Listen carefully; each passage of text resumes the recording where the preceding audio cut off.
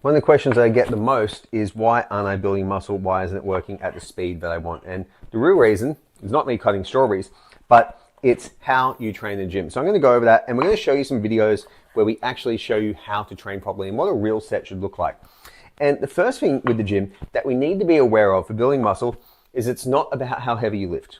A lot of people think it's about how heavy you lift, and it certainly matters, to an extent, right? Obviously, you want the weights to go up over time, as that's a really good indicator that you are gaining muscle. But it's not what you lift, it's how you lift and the range of motion that you lift. So the vast majority of people I see will chase progressive overload in the form of weight on the bar at the expense of all other variables.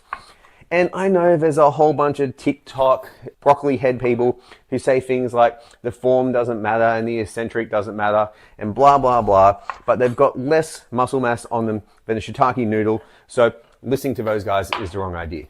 What you want to do for each set in the gym is you want to make sure that your range of motion and your speed is equated through every single rep and every single set.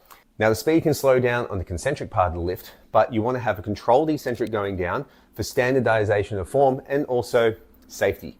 If you're just dropping, say in a back squat, 100 kilos straight down to the ground with no control, it's probably not going to be ideal for you in the long run.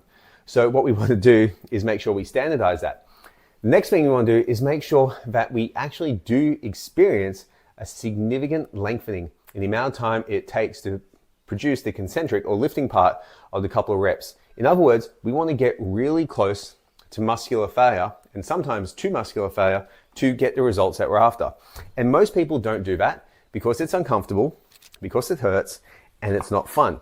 If we can do that, we're going to get far better results in the gym, and we'll actually find out, more importantly, that we don't need anywhere near the amount of volume that we need to do to progress.